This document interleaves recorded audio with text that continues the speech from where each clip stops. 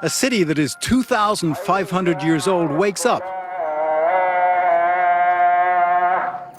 And with it, a 24-year-old American, David McDonald, who's chosen to make this place his home. There's no resentment of a foreigner living in...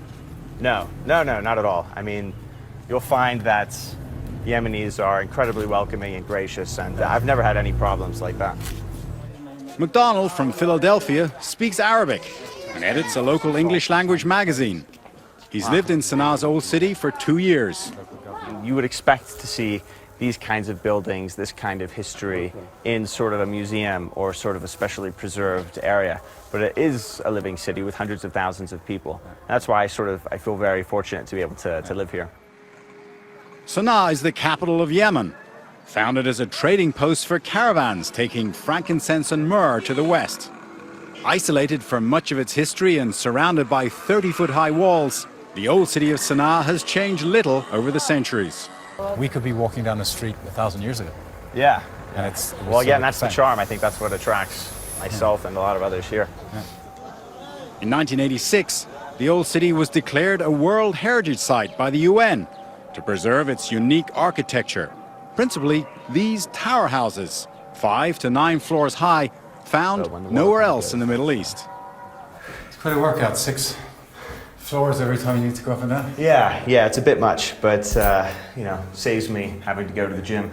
Breakfast is bread and beans. McDonald has adapted easily to Yemeni life, and although he's wary of the threat from Al-Qaeda in rural areas, 17 foreigners have been killed here since 2007, he feels safe in the old city. I tell everyone that I'm American when they ask, and I've never had any problems at all. We head for the souk, the marketplace in the center of the old city, where we find a man selling frankincense and myrrh, aromatic resins from trees that have grown here for millennia. 500, 800. It smells good, but neighboring stall owners shout out that we're being overcharged. You're cheating us, no? Yes, good price. What? Good price. Overcharge or not, for $2.50, it seemed like a bargain.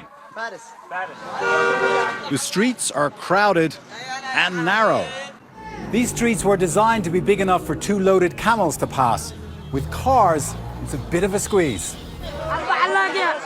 Finally, we get to Yemen's most curious ritual, ghat chewing. So this is the ghat market. Why is it expensive now? He's just talking out the colds. He says it's cold weather? Yeah, the cold weather, the ghat doesn't grow.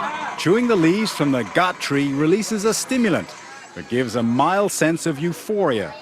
It's legal in Yemen, not in the US. And everywhere we look, we see men with bulging cheeks. Do you chew every day? Khazin Or yomian. only on Sundays? Yomian. Kul yom. Every day. And if you don't chew, do you feel bad? لو ما تخزنش تشعر مش تمام. Yeah, he feels uncomfortable if he doesn't chew. Yeah. As the main Friday noontime prayers approach, the streets go quiet. At the mosques, worshippers spill out onto the sidewalks. There are 103 mosques in the old city of Sanaa, and this is the oldest of them all, the Grand Mosque. It was built in the time of the Prophet Muhammad. How old is this wood? This could be really more than 1,000 years old. More than 1,000 years old? Yes. Kamal Haglan is a Yemeni architect in charge of renovating the mosque. He tells us we're the first Western camera crew to shoot inside the mosque, one of the most sacred sites in Islam. Normally off limits to non-Muslims, he's letting us in to show us the renovations that began in 2006. Oh, wow. First built on the instructions of the founder of Islam, the Prophet Muhammad, in 630, the Jami al-Kabir, as it's known in Arabic, has been restored many times, this time with foreign help. Buongiorno, everybody. Buongiorno. 5 Italians, a Turk, and an American, alongside 57 Yemenis.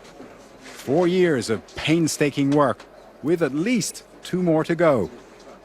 The whole point of this mosque is it's alive. We are not doing restoration of a physical building.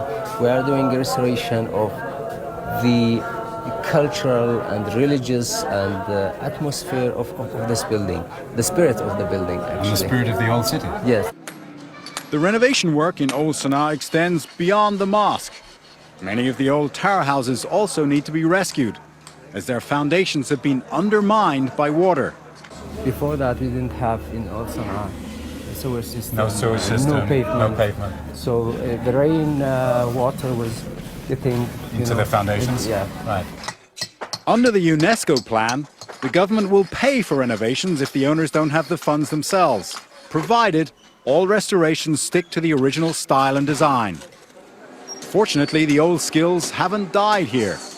The old city is still full of masons, blacksmiths and carpenters who use the streets as an extended workshop. Another unique Yemeni tradition, the ornamental Jambia dagger, worn by every self-respecting male.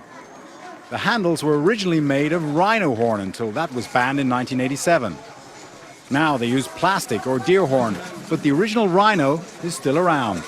So this is rhino horn. So how much is this? كم هذا؟ 2 مليون. 2 million reals, that's about $10,000. $10,000 just because this is rhino horn. Yeah. That's amazing. Yeah. This is $25 and that's $10,000. Wow.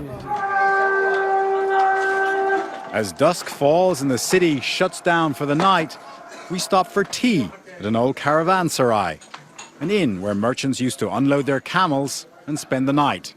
So if there was a caravan coming through, the camels would sort of stay here, and then the travelers would spend the night in these rooms. So it's like an inn. Yeah, basically. Cozy? I'm sure it was. I'm sure it was the Sheraton of its day. They don't trade with camels anymore, but many of the old traditions are still alive in Sana'a, a city where the present still feels very much like the past.